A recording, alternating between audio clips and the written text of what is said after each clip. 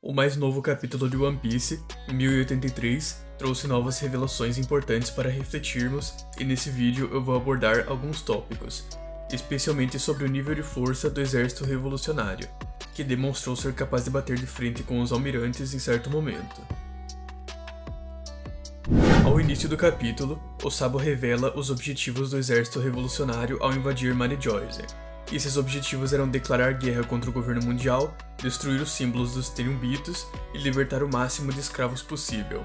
E de quebra, o Sabo conseguiu encontrar o Kuma, e se não fosse suficiente ainda destruiu as reservas de comida na Terra Sagrada, o que é extremamente relevante.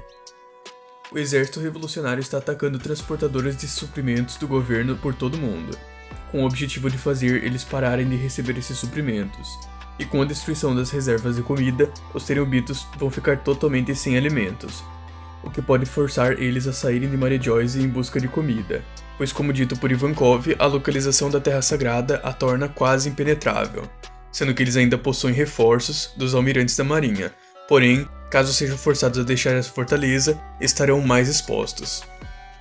Claro que não é simples assim, pois mesmo o exército revolucionário não é capaz de impedir todas as transportadoras, mas ao menos podem fazer os Tenryubitos, que se consideram os reis do mundo, serem forçados a regular comida, o que sem dúvidas geraria uma grande revolta, já que eles são idiotas a ponto de pedirem pela execução dos próprios seguranças deles, caso eles não façam seus trabalhos perfeitamente.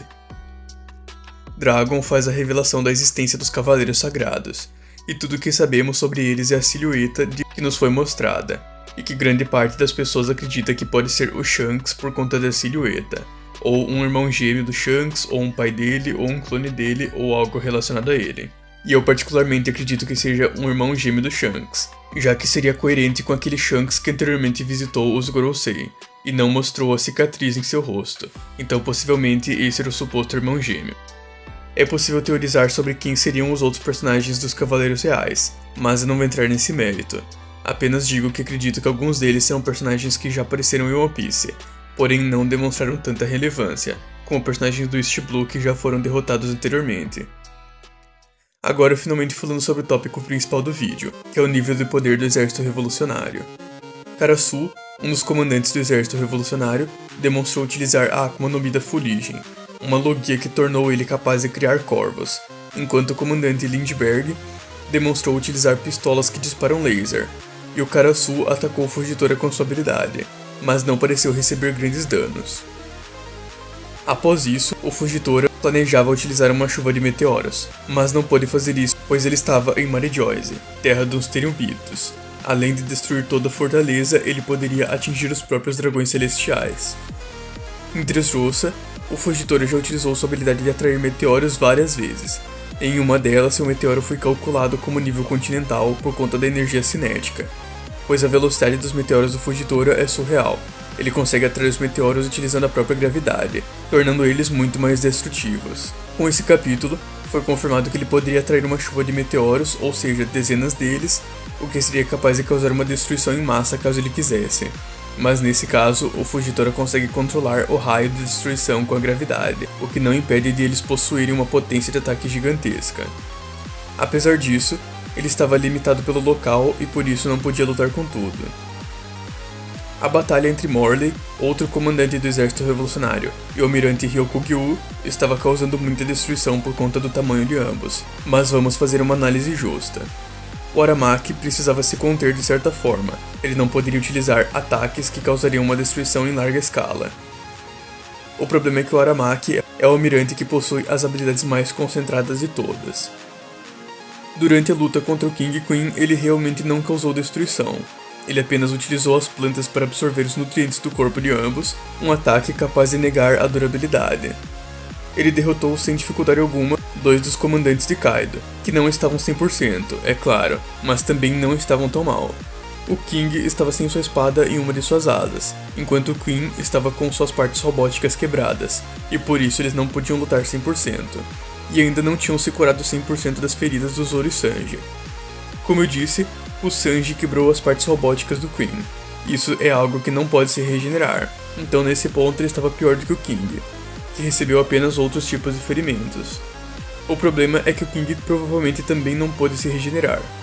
Quando Zoro cortou o Kaido com o Ashura, ele causou uma cicatriz eterna nele, igual feita pelo Oden, ou seja, ele negou a própria regeneração natural. Por conta disso, é provável que o King também tenha recebido um ferimento incurável. E caso queira entender melhor sobre a negação de regeneração proposta pelo Haki, assista meu vídeo anterior a esse, onde eu explico exatamente como isso funciona. O King e Queen não estavam em seus auges, mas ainda assim tomaram um Blitz.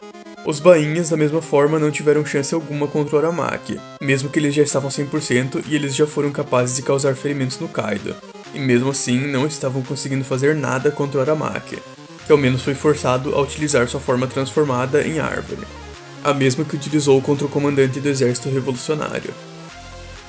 Os ataques que o almirante demonstrou não causam destruição em larga escala, então ele não estava realmente tão restrito assim. Podemos dizer que o Fujitora estava muito mais restrito de utilizar seus poderes do que o Ryokugyu. Mesmo assim, ele estava perdendo em força para o Morley, que conseguiu perfurar uma de suas mãos. Até agora eu só falei sobre as restrições dos almirantes, mas o exército revolucionário também estava restrito, como foi afirmado pelos próprios agentes da CP0. Eles estavam tentando libertar os escravos, e até eles fugirem, eles não podiam usar ataques com larga escala de destruição também, já que poderia afetar eles. Claro que a situação dos almirantes era pior, já que os Tenryubitos são muito mais exigentes, mas isso não significa que o exército revolucionário estava 100%. Não é como se os comandantes tivessem a mesma força dos almirantes, mas eles demonstraram ser tão fortes quanto o comandante Yonkou, como por exemplo foi feito por Marco, Vista e Josu em Marineford, que demonstraram capacidade de enfrentar os almirantes iniciais. Agora vamos falar um pouco sobre o Sabo. Lá em Dressrosa, ele bateu de frente com o Fujitora, sendo que realmente foi uma luta extremamente balanceada. O Fujitora não estava conseguindo afetar ele com sua Akuma no Mi, e ambos estavam tendo várias colisões, demonstrando que estavam equiparados. De certa forma, essa batalha é semelhante à de Luffy com o Gear 5 contra Rob Lucci, mas também é muito diferente. Quando o Luffy enfrentou o Rob Lucci, ele não atingiu nenhum ataque no Luffy, e o feito dele gira em torno de chocar seu Haki com o Luffy, que não estava utilizando nenhum Haki avançado. Porém, quando o Luffy atinge ele, instantaneamente ele cai no chão, mesmo que acaba se regenerando rapidamente por conta do fator Zoan. Enquanto isso, o Fujitora e Sabo tiveram uma colisão, porém não existe uma limitação. O Fujitora nunca demonstrou um Haki avançado, e o que eu quero dizer com isso é que aquele é um ataque do Fujitora levando a sério, mesmo que não seja um dos seus ataques mais fortes. O Sabo conseguiu bater de frente com isso. Muita gente escalou Rob Lucci como o primeiro comandante ou o segundo, por ter enfrentado o Luffy no Gear 5. E eu concordo com isso, mas o Sabo que enfrentou o Fujitora de igual para igual também deve ser escalado. Por feitos, logicamente o Haki de observação de Fujitora é superior, mas o Haki do armamento do Sabo demonstrou superioridade, já que ele conseguia facilmente quebrar lâminas e crânios com os dedos.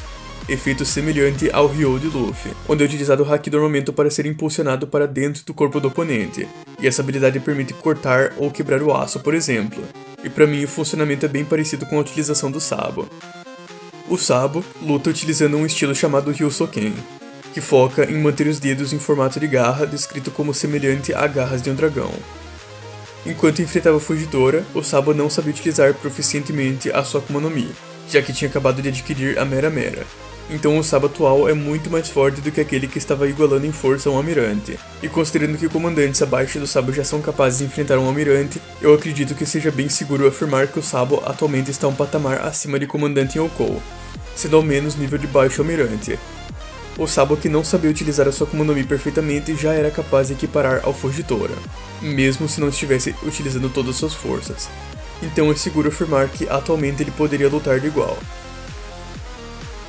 O exército revolucionário declarou guerra contra o governo mundial, e não é à toa. Os comandantes são extremamente fortes, sendo que eles têm o Ivankov, que é no mínimo nível pacifista demonstrado em Marineford, mas serve principalmente para o suporte.